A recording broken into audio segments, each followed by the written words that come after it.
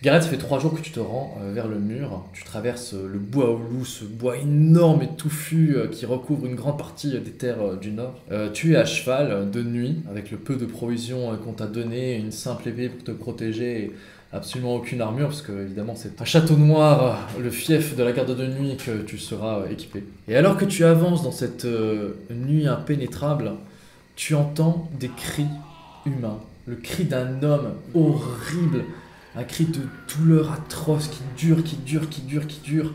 Il y a une pause, un blanc terrible où toute la forêt s'est tue et ces cris reprennent de nouveau. Tu sens que c'est pas très loin de ta position.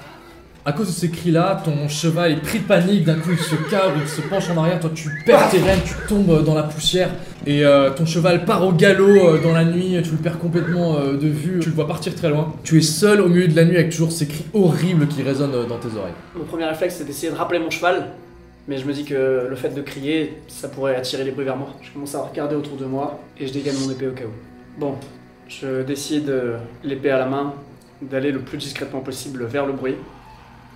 En me cachant derrière les talus et les arbres pour aller observer d'où vient ce bruit. Tu te déplaces avec furtivité au milieu des buissons, tu écartes la végétation et tu vois petit à petit une lueur au milieu des arbres. Tu comprends qu'il y a un énorme feu de camp qui est allumé et tu entends ces cris d'hommes horribles qui arrivent de plus en plus fort à tes oreilles. Tu t'approches en te cachant derrière un arbre assez loin évidemment de la scène et tu vois une troupe d'hommes, ils sont une douzaine qui sont tous en armes, qui sont autour de ce feu à côté duquel tu vois de dos est accroché un homme à des branches qui ont été placées en croix sur le sol. L'homme est vraisemblablement nu et tu vois un homme au teint pâle et au regard mauvais qui est devant lui et qui armé de son couteau est en train, tu ne le vois pas, mais en train de faire des choses terribles. L'homme supplie, dit « Pitié Seigneur, pitié, j'ai juré fidélité au Bolton, pitié !» Et comme si de rien n'était, l'homme continue à lui faire des choses terribles avec son couteau et lui dit « Incroyable comme cet homme bugle, j'ai bien compris que tu avais juré fidélité. Malheureusement, je ne crois pas que tu sois vraiment sincère. Comme le dit mon père régulièrement, un homme nu peut conserver quelques secrets, mais un écorché n'en conserve aucun. » Alors ça fait rire tous ces hommes qui sont autour de lui. Et tu vois effectivement sur leur bannière, sur leur bouclier, tu vois l'écorché, le symbole de la maison Bolton. Et t'as un homme à côté de cet homme très sombre qui lui dit « Lord Ramsay, je crois qu'il a perdu connaissance malheureusement. Ce n'est pas mon meilleur travail, mais je ferai sûrement mieux la prochaine fois. Combien de temps nous reste-t-il jusqu'à arriver à ces Foresters ? Environ 3 jours à cheval, monseigneur. Bien, pressons pas alors. Je n'ai pas de temps à perdre avec ces enfantillages. » Et alors tout le monde, ils remontent tous à cheval comme ça, et ils partent, heureusement pas dans ta direction. En les regardant, tu marches sur une petite branche, et tu vois que tout le monde tourne la tête, et t'arrives à te cacher derrière l'arbre en espérant qu'il t'ait pas vu. Vous avez entendu ? Allez voir ce qu'il y a là-bas. Et t'entends des hommes qui s'approchent doucement, ils sont genre à quelques mètres de ton arbre, et t'entends un homme qui dit « Il n'y a rien, monseigneur, ça devait être un animal. » Bien, remontez sur vos chevaux et partons. Et donc t'as toute cette troupe qui au galop repart dans la forêt, heureusement pas dans ta direction. Et ils ont juste laissé cet homme nu que tu vois toujours de dos à côté de ce brasier de flammes. Donc à ce moment-là, je prends mon temps pour être sûr que tous les Bolton sont partis du camp. Et je décide de m'approcher de cet homme. Alors t'avances à un pas feutré vers l'homme. Tu passes à ses côtés et du coup tu le vois de face. Tu vois que en fait tout son torse a été écorché, c'est-à-dire que sa peau a été pelée au couteau, c'est plus qu'une énorme plaque sanglante de muscles, il a totalement perdu connaissance, et même tu vois dans ses yeux qu'il est mort à cause de la douleur.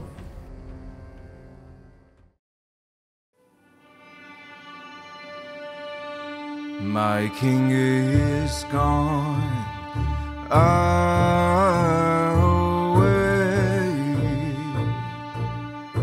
bells are toning for winter's hounds, and there is no say brave enough to make tomorrow a glorious day.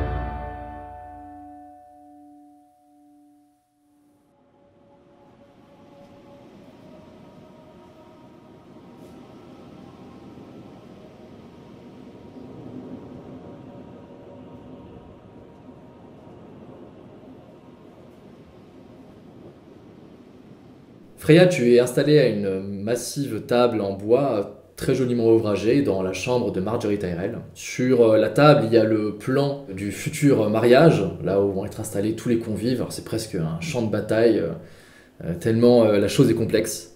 Et tu entends qu'on toque à la porte. Entrée? Alors tu pensais voir apparaître Marjorie Tyrell ou Serra, mais tu as Daemon qui se tient dans l'encadrement, toujours appuyé sur sa canne. Freya, je te dérange pas? Non, non, non, je t'en prie, entre. Merci. Je pouvais pas faire autrement que de passer. J'espère que tu m'en veux pas de passer à l'improviste. Je n'en ai même pas parlé tout à l'heure, je suis tellement désolé pour ta famille, pour ton père, pour ton frère, pour Andrea. Tu sais que je les admire énormément. Et ça m'a profondément bouleversé. Merci, Damon.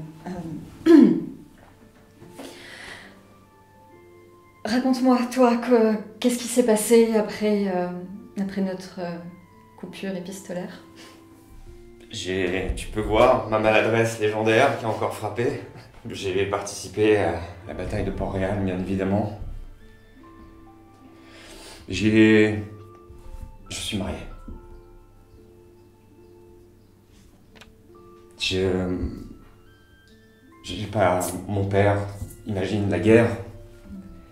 Tu comprends? Évidemment, la pression. J'ai 2 très beaux enfants. Comment ils s'appellent? Andrea et Daven.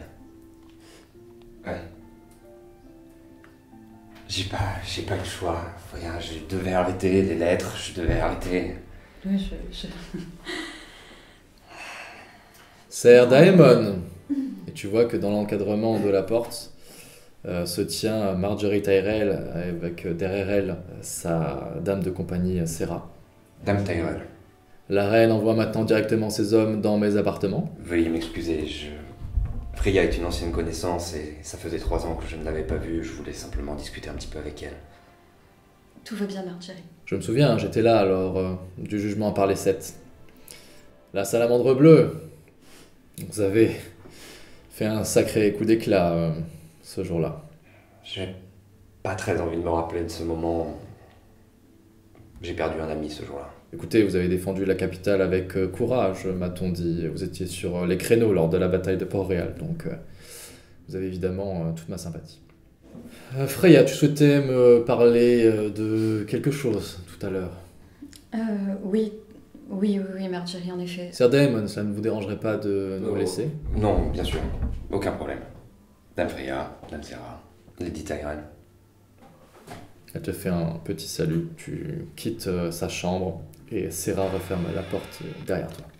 Marjorie, avant tout, je voulais vraiment m'excuser auprès de vous. Si vraiment je vous ai mis dans l'embarras tout à l'heure, je n'ai pas réfléchi en parlant devant Cersei et je suis navrée, vraiment. Tu as fait de ton mieux, mais oui, je pense que tu aurais pu avoir plus de tact. Pour le moment, je suis en vie. Marjorie, je suis vraiment navrée de vous demander ça, surtout après tout ce qui vient de se passer auprès de la reine. J'ai reçu une lettre de ma mère. Je pense que vous n'êtes pas sans savoir que c'est plutôt compliqué en ce moment dans ma famille. Si c'est une histoire de famille, veux-tu que Serra reste à nos côtés? Serra, ça fait maintenant 3 ans que tu fais partie de ma famille, donc... Merci Freya de ta confiance. Donc ma mère m'a envoyé une lettre tout à l'heure et m'a demandé de vous demander de faire en sorte auprès du roi Geoffrey que notre famille soit épargnée par les Bolton. C'est une demande audacieuse. Je sais, Marjorie.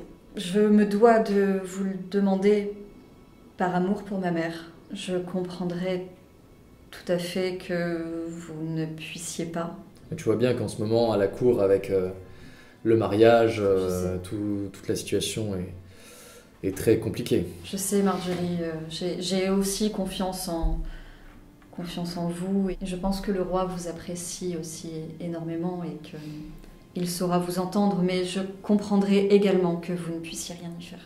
Oui, vraiment, je sais que ta famille traverse quelque chose de terrible en ce moment, mais tu comprends avec tout ce qui se joue à la cour, avec les différentes pressions et influences qui peuvent peser, je peux moi-même jouer gros dans cette partie. Bien évidemment, j'ai envie de t'aider toi et ta famille. Mais tu es sûr que ça en vaille vraiment la peine que je fasse cette démarche auprès de Geoffrey? Penses-tu vraiment que ça puisse peser dans la balance? Car je risque beaucoup en le faisant. Nous parlons de la famille de Freya, c'est tout ce qui lui reste en fait. Enfin, Effectivement, j'ai déjà perdu beaucoup. Si on peut sauver le peu de famille qu'il me reste, avec votre douceur et votre tact auprès du roi Geoffrey. J'essaierai. Merci Marjorie.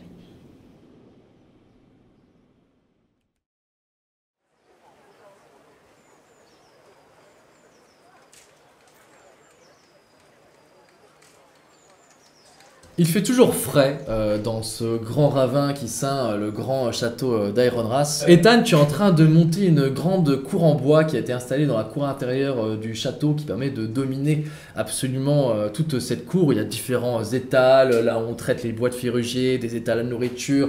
C'est aussi là que s'entraînent les hommes au combat sous la direction de Montrose. Et tu es en train de monter les escaliers avec Maître Ortengreen dans sa grande robe et ses grandes chaînes un peu de mal à te suivre. Et il te dit Lord Ethan, attendez-moi, monseigneur, attendez-moi. Bah, vous devriez couper cette robe. Vous avez du mal avec les escaliers en ce moment. Hélas, ma fonction de maître me l'interdit, mon jeune maître.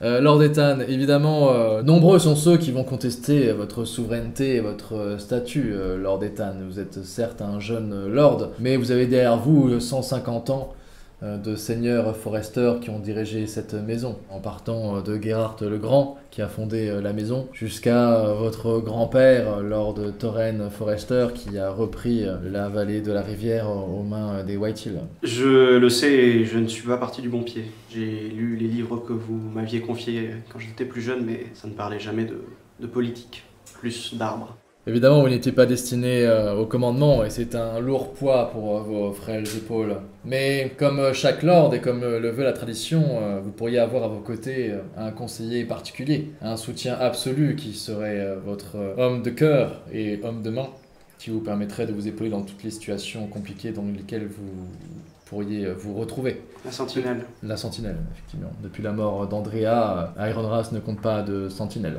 Et il faudrait évidemment vous en choisir une. Alors à ce moment-là, t'entends un peu un tapage dans la cour de Ironrath, et tu vois Montrose Colbir qui arrive en poussant un homme au sol violemment, comme ça il le fait trébucher et il est en train de lui gueuler. Avance, avance, enfant de salaud! C'est vrai que Montrose, toi t'as le visage qui est souvent marqué par cette espèce de tic que les gens qui ne te connaissent pas trouvent forcément un peu bizarre et étrange dans les relations sociales. Mais les gens qui sont habitués à toi, ils savent que depuis très longtemps, t'as ce tic nerveux qui balafre régulièrement ton visage. Allons voir ce qui se passe, monseigneur. Et donc vous descendez ce grand escalier, vous arrivez au niveau de Montrose. Le tapage, évidemment, qui est en train de créer Montrose attire énormément de monde. Il y a tout le monde qui se réunit un peu autour, toute la plèbe. Là, vous avez des dizaines et des dizaines de personnes qui se regroupent autour de cet homme qui est au sol. William Tuttle, tu es dans l'enceinte du château, donc tu te rapproches. Il y a ton oncle Malcolm qui est là aussi, qui vient voir un peu ce qui se passe. Lord Ethan, cet homme est un déserteur et il nous a volé 3 lances et 2 boucliers. Je l'ai fait pour ma famille!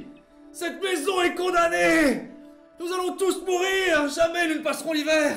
Jamais nous n'aurons les ressources pour le faire! J'ai juste fait ça pour ma famille, monseigneur! Je jette les yeux au sol, je veux pas le regarder.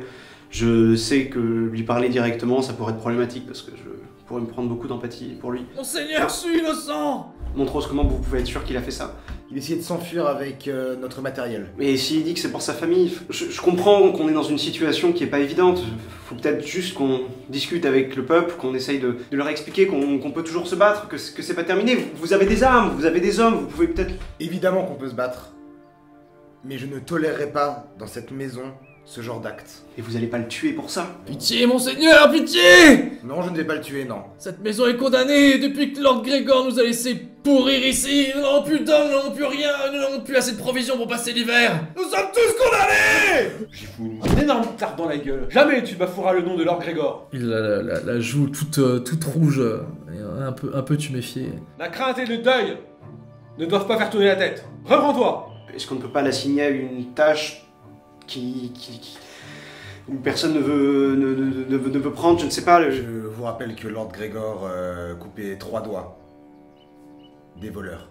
Peut-être que, Lord Ethan, vous devriez faire preuve de mansuétude. Nous n'avons que peu d'hommes, il serait sage de les préserver.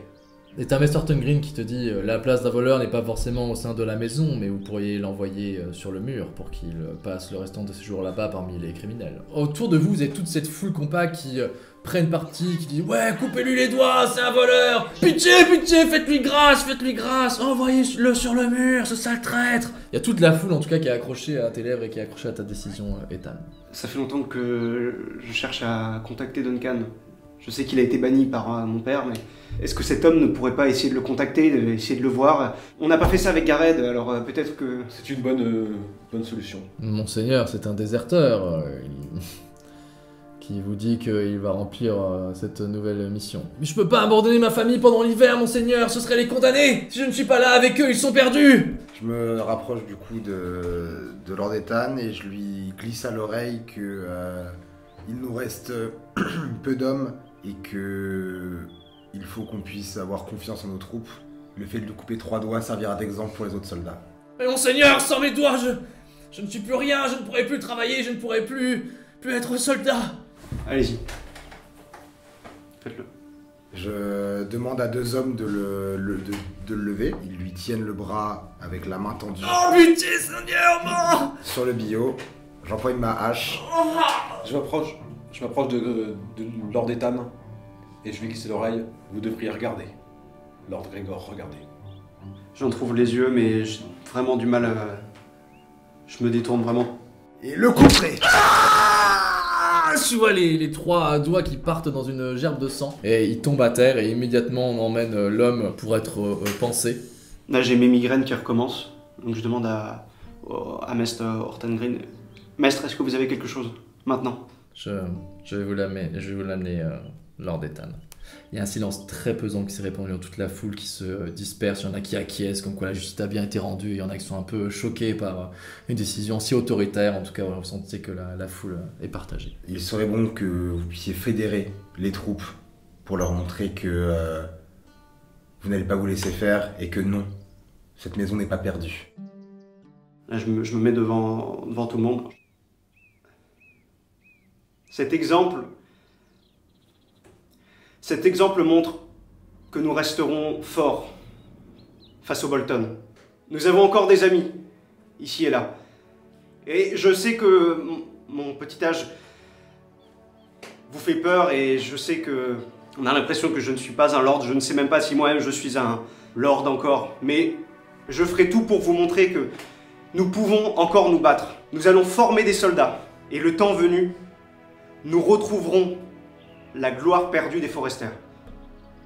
Ne perdez pas espoir en nous. Là, je brandis la hache avec le sang dégoulinant des doigts coupés et je hurle. De la glace, n'est le fer! De la glace, n'est le fer! Et t'as tout le monde qui applaudit comme ça, voilà, ce petit discours, voilà, la population se disperse. Toi tu retournes à l'entraînement de tes hommes, Montrose, et toi William tu retournes au comptage et à l'intendance. Et il y a Mr. Green qui vient te voir, qui te donne cette petite potion pour essayer de te calmer, voilà. Une décision difficile, Lord Ethan, mais je suis sûr que votre père aura été fier de vous. Néanmoins, comme vous avez pu le constater, la charge de l'ordre, comme je vous le disais, est extrêmement lourde et difficile. Et vous avez besoin d'un homme à vos côtés pour vous conseiller en tout temps. Nous allons réunir le conseil et décider de qui sera votre sentinelle. Je l'ai ramené avec moi, voici le brassard de la sentinelle. Le brassard qui déterminera qui est votre plus proche conseiller. Ce n'est que mon avis, mais il me semble tout désigner qu'il y a 2 hommes qui sont parfaitement... apte à la fonction. Néanmoins, j'ai peur que l'un et l'autre n'aient pas une haute opinion de l'autre. Maître, oui. Je vous ai toujours écouté et j'ai toujours eu foi en vos conseils. Est-ce que vous savez quel serait le meilleur choix? Montrose Colbir est un guerrier expérimenté qui connaît parfaitement les défenses d'Ironrath, tandis que William Tuttle connaît parfaitement l'intendance et est un fin diplomate. Je vous invite à aller leur parler et à avoir une petite discussion avec chacun d'entre eux, et pour éventuellement aiguiser votre choix. Ethan, tu es dans cette grande cour où effectivement tu vois Montrose qui est en train d'entraîner ses hommes, il y a William Tuttle qui est en train d'inspecter des cochons qui sont en train d'être dépecés. Tu vois également ton oncle Malcolm qui est en train de sceller un cheval, tu sais pas trop pourquoi, mais il est en train de le sceller, de l'arnacher, voilà, comme s'il allait partir. Tu as également ta petite sœur Talia qui est en train de jouer avec Merrick dans un coin, et tu as Mr. Thornton Green qui attend près des portes d'Iron Race ta décision. Je vais déjà voir mon oncle pour essayer de comprendre ce qui se passe. Est-ce qu'il veut partir? Je te dis Ethan. Mon oncle, Ouais. je vois que vous vous apprêtez à partir. Oui, ta mère m'a demandé de quitter Iron Race, mais il faudrait peut-être que tu aies une conversation d'abord avec ta mère avant que je te dise où je pars. Bien. Je respecte votre choix. Dans ce cas, je m'approche de William et en cherchant mes mots, William, est-ce que je pourrais vous parler quelques instants? Bien entendu, Lord d'État. Je pense que vous vous doutez qu'il va être de mon devoir très bientôt de choisir ma sentinelle. Je voulais m'entretenir avec vous pour connaître votre opinion, ce que vous pensez de ce que nous allons devoir faire de la maison. Eh bien écoutez, Lord d'État, j'ai trouvé votre discours très juste. Les anciens dieux nous ont toujours protégés, comme nous protégeons la forêt de Férugier. Que la maison va renaître de ses cendres et refaire ses forces avec le temps. Pour cela, il va falloir s'occuper par exemple du commerce de Férugier. Pour l'instant, nos seuls acheteurs sont les Bolton, nos seigneurs liges. Comme disait votre mère, il va falloir prendre sur soi. Nous allons pouvoir commercer et peu à peu recruter, refaire nos forces. Et les White Hill? De la glace naît le fer. Ce n'est pas en un jour que se fait le fer. Et je pense que vous avez la tête suffisamment froide et que vous savez que tout cela va prendre du temps et que vous allez devoir vous laisser le temps. Pour votre choix, vous ferez sans doute le meilleur. Quand je vous vois, je revois Lord Gregor, qui n'était pas seulement mon seigneur lige, qui était mon frère. Oui, mais je ne suis pas Lord Gregor. Je m'éloigne un peu et je m'avance vers Montrose.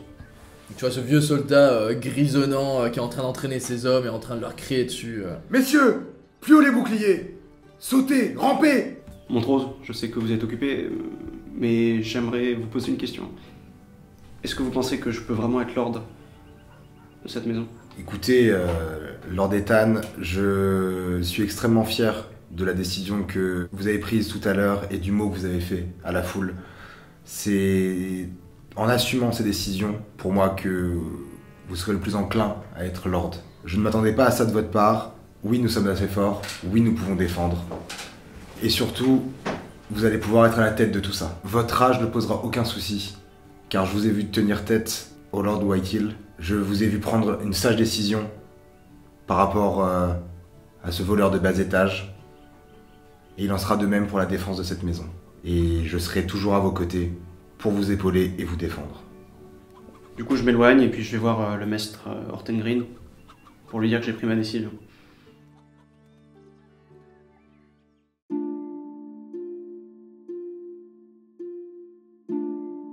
Vous êtes tous du coup à la table du conseil. Donc il y a Ethan qui préside, qui paraît un peu petit sur cette énorme chaise, la grande chaise du Lord en bois de Férugier. Il y a Elissa Forrester qui est là, William tu es là, Montrose tu es là, il y a Malcolm ton oncle qui est là également, et il y a Mess Thornton Green.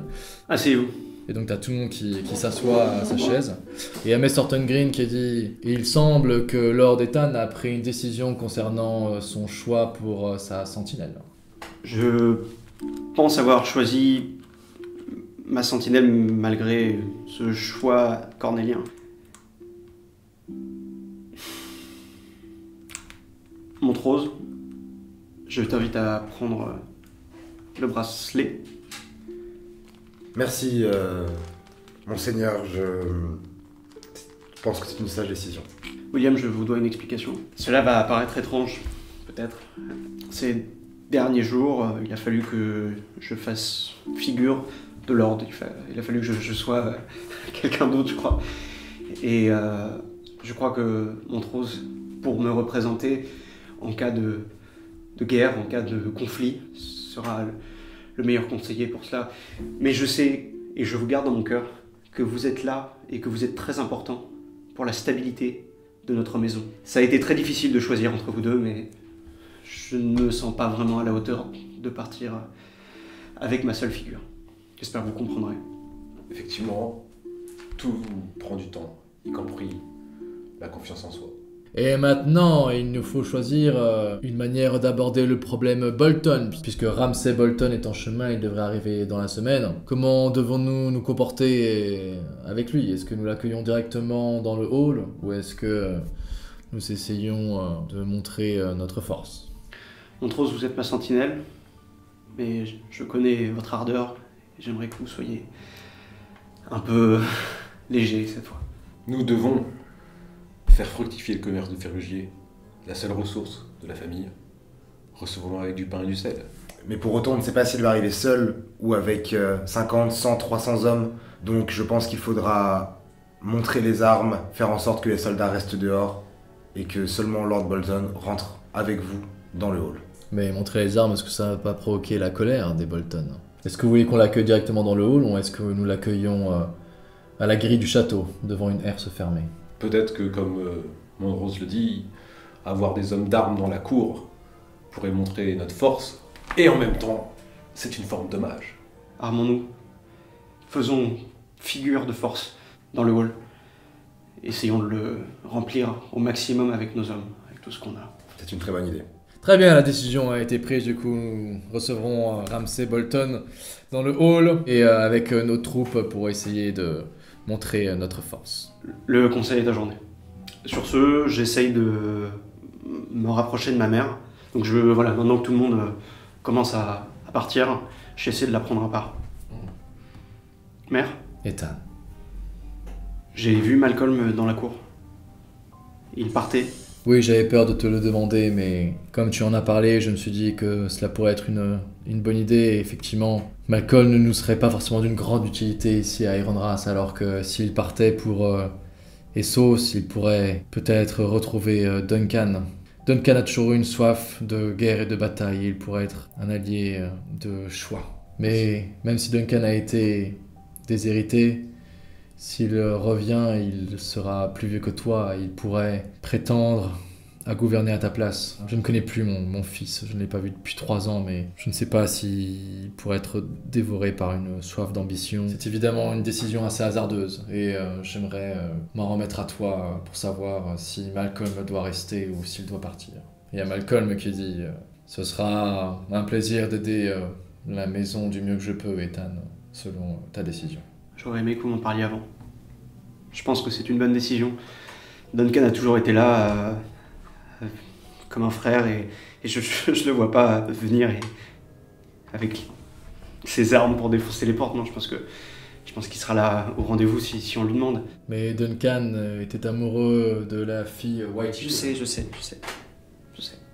C'est pour ça qu'il a été banni. C'est pour ça qu'il pourrait pactiser avec l'ennemi, mon neveu. Je pense que c'est hasardeux, effectivement, mais qu'il faut tenter le coup.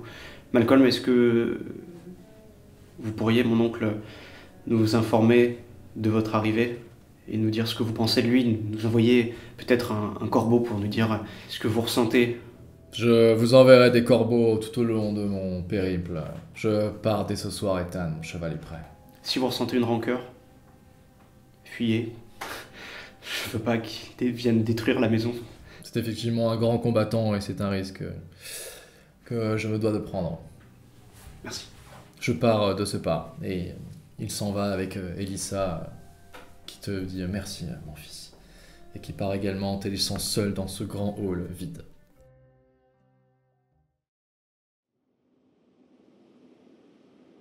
Freya, tu es donc à Port-Réal, tu es dans la chambre de Marjorie Tyrell, tu es en train de continuer les préparatifs du mariage, commander des bouquets, remplir les lettres pour les invitations, toutes ces petites choses qui prennent énormément de temps, mais tu es aussi là pour aider Marjorie dans cette énorme tâche qui est celle d'organiser un mariage royal. Et tu es sur cette table, entre autres choses, tu vois qu'ont été posées une petite clé en or, donc tu ignores la provenance. Et tu as le sceau de la famille Tyrell, qui a été laissé là de manière un peu négligente.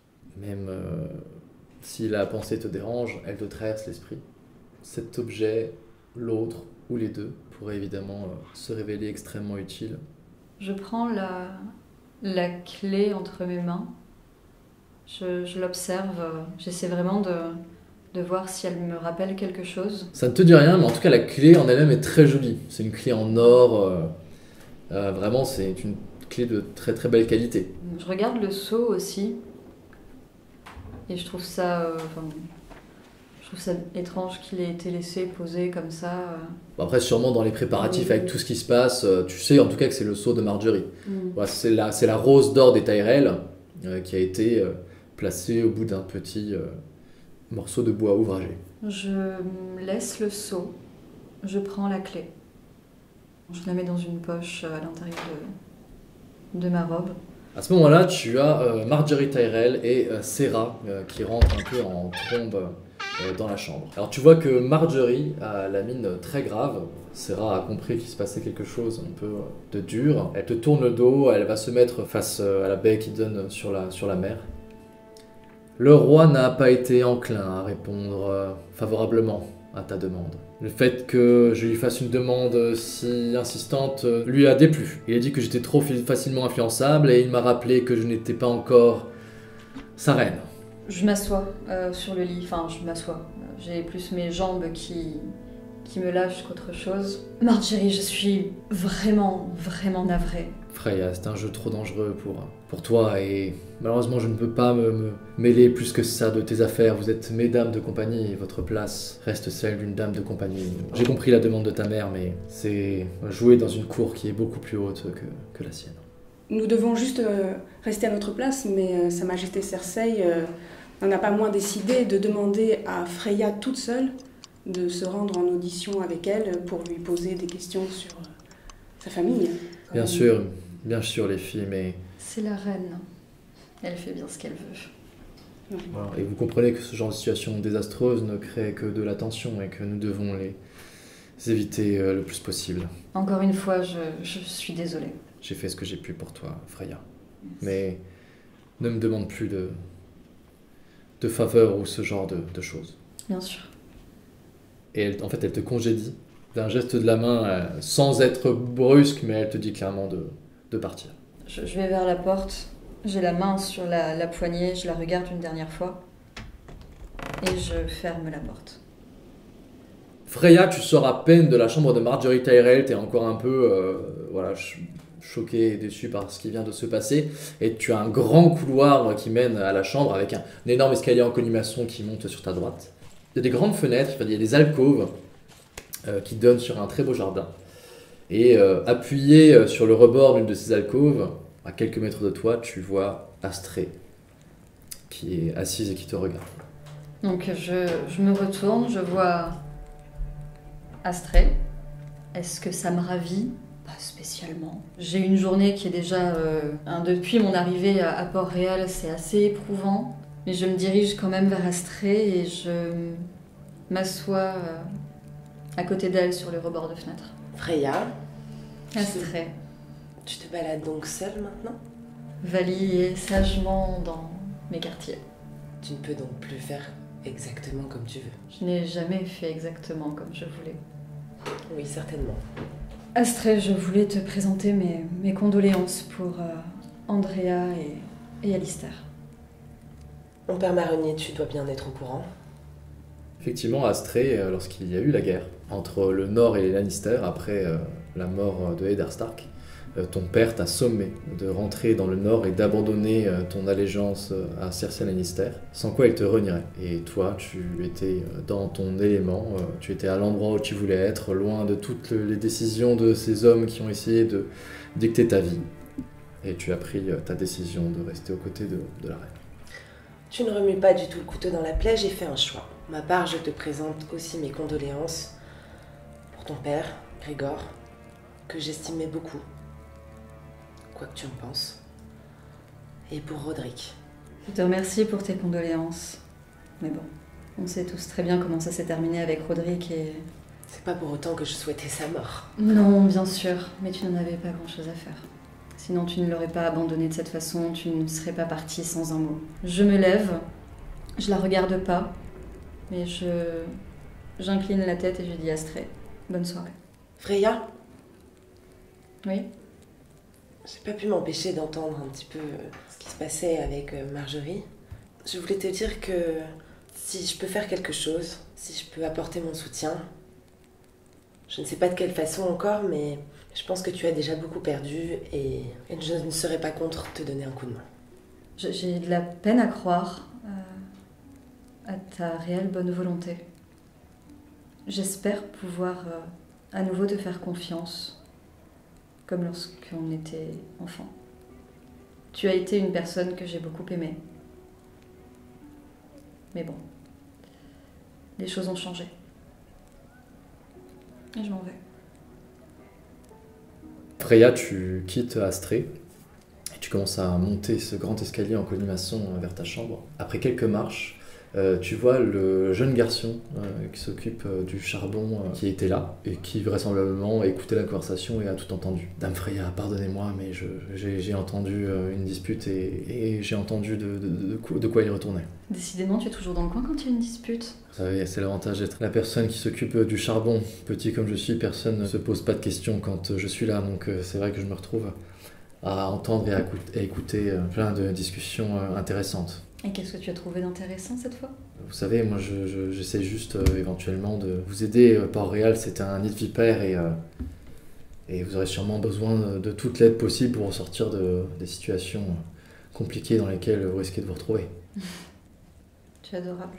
Hein, t'entends des bruits de pas, t'entends des soldats qui arrivent dans le couloir. Lui, il entend ça, il devient un peu méfiant, il n'a pas envie qu'on le voie, il commence à monter l'escalier en colimaçon en chuchotant et il dit Freya, il y a des gens à Port-Réal qui souhaitent vous aider. Et il s'en va sur ces mots, te laissant seul dans le couloir. Il y a 2 hommes de la milice dans leur grand manteau en or qui arrivent à ton niveau et qui te regardent de manière un peu suspicieuse et qui se demandent pourquoi t'es seul planté comme ça au milieu d'un escalier.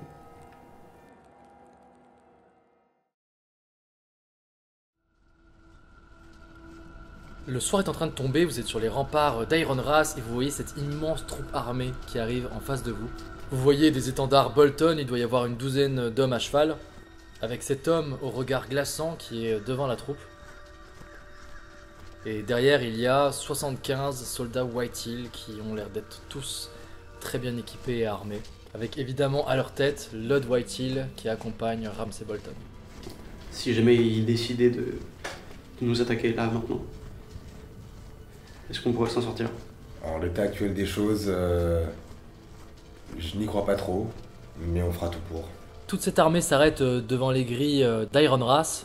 Vous entendez la voix de Ramsay Bolton qui dit « Eh bien, pourquoi les grilles ne sont-elles pas encore ouvertes? You! Y a-t-il quelqu'un dans cette demeure? C'est un très beau tas de bois que vous avez là. Ça doit faire un très très beau feu qui se verra de loin. Je ne suis guère patient, Forrester. Soit votre grille est rouillée, soit il ferait bien de s'ouvrir immédiatement. Nous sommes en terrain neutre, Lord Bolton. Faites-en rentrer 15. J'ai peur que le Nord m'appartienne, cher ami. Je ne sais pas qui parle, mais j'en ferai rentrer 45. 50. Je me retourne vers toi encore. Et je fais un signe aux soldats pour qu'ils ouvrent la grille. Ah, j'ai rarement été aussi mal reçu. Bien.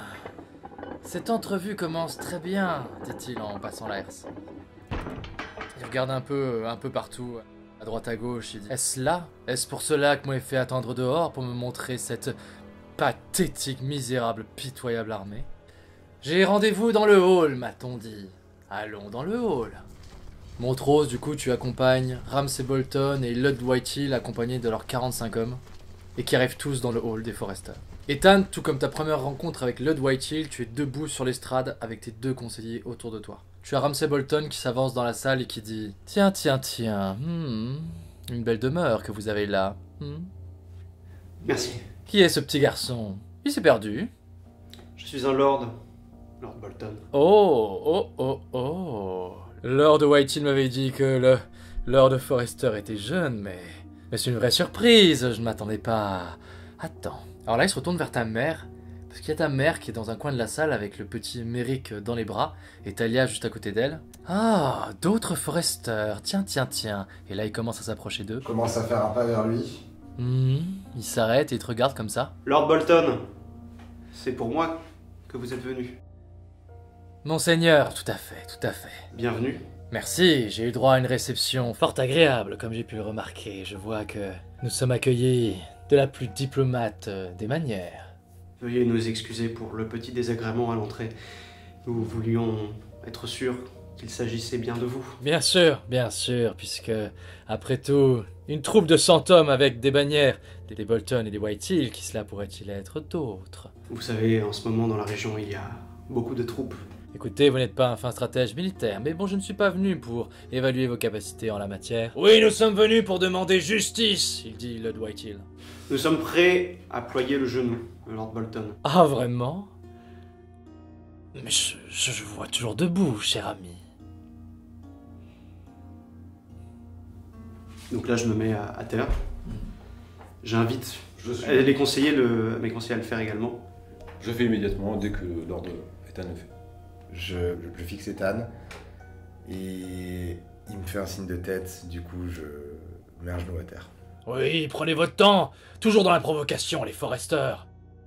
Et il y a Ramsay Bolton qui dit « Mais je me fiche de votre loyauté, mes chers Foresters, je ne suis pas venu pour ça en vérité. Ce qui m'intéresse, c'est votre boîte Ferrugier, dont j'ai entendu le plus grand bien. Il paraîtrait que vous fournissiez les Stark de manière régulière. Et j'attends évidemment, mon père attend évidemment que vous fournissiez les Bolton, et donc également la couronne. Nous avons des comptes à rendre au roi et à la reine. Et donc tout ce que vous donniez aux Stark, boucliers, bateaux, pots de chambre, tout cela, nous le récupérons. Il est évident que les contrats qui nous lient aux Stark seront reconduits avec les nouveaux rois du Nord. Oh, ça c'est un bon toutou, Forester.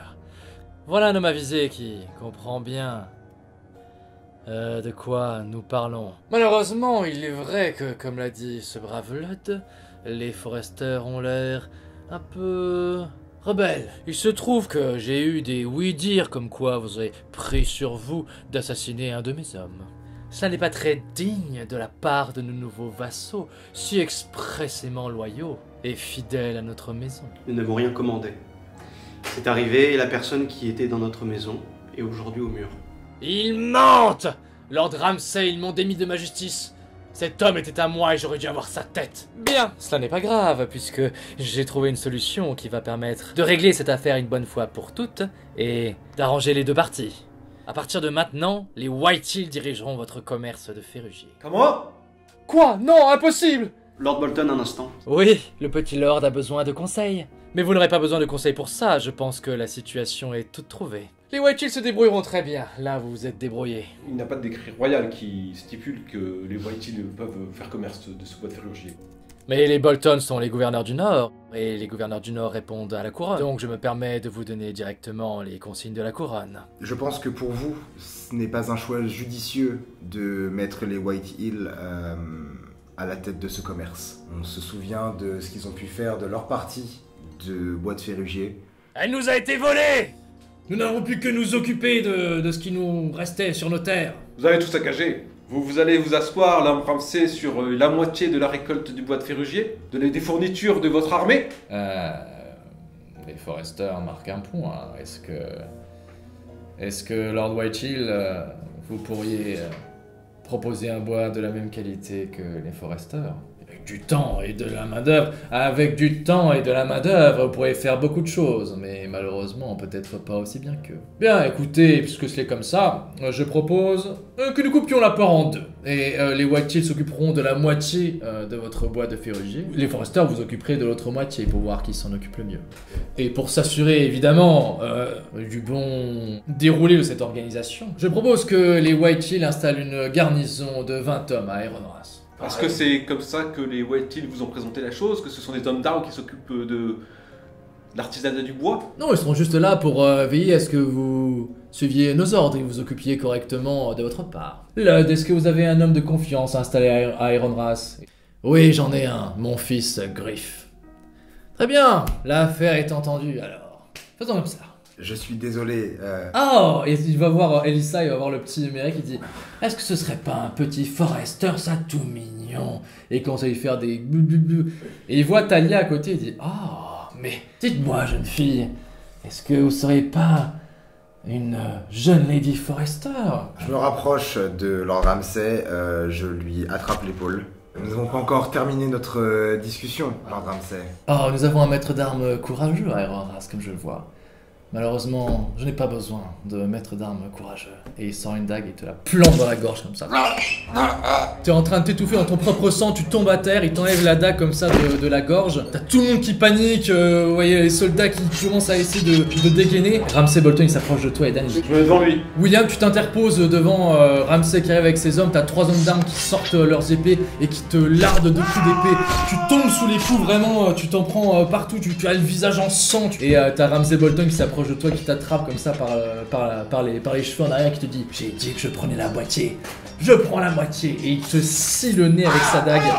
Il te tranche l'oreille comme ça. Et tu sens la lame qui te balafre le visage. T'as le visage en sang. Il t'attrape la lèvre du haut et tu sens un tranchement horrible.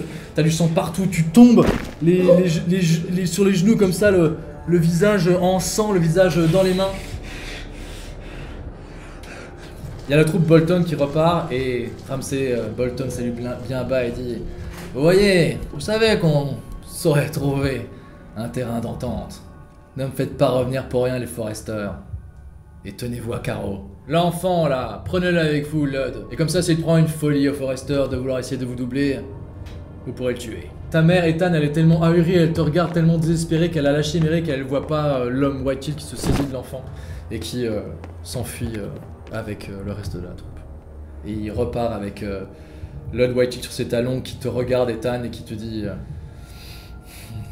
c'est vous qui avez amené ça sur votre famille. Et vous seuls, vous êtes les seuls responsables.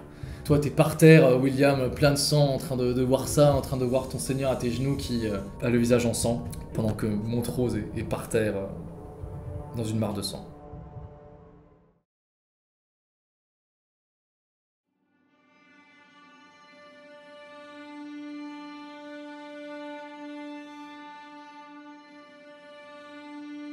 My king is gone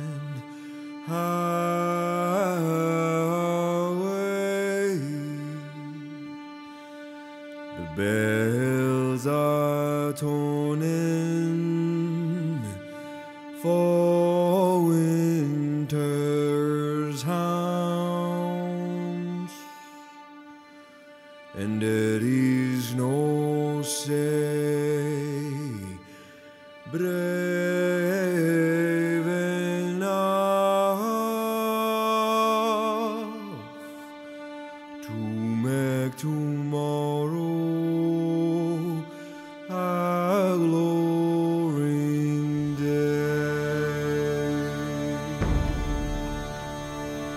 Here's your mother.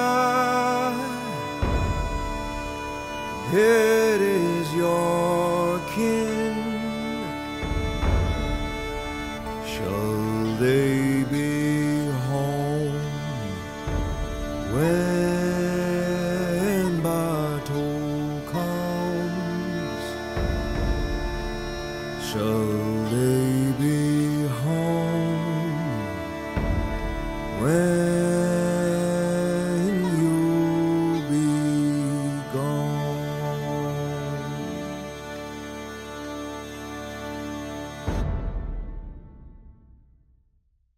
Nous avons des alliés par-ci, par-là.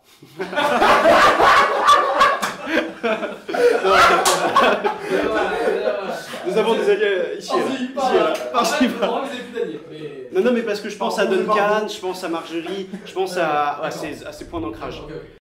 Nous sommes en terrain neutre, Lord Bolton. Faites-en rentrer 15. J'ai peur que le Nord m'appartienne, cher ami. Je ne sais pas qui parle, mais j'en fais rentrer 45. 50. Va pour 30.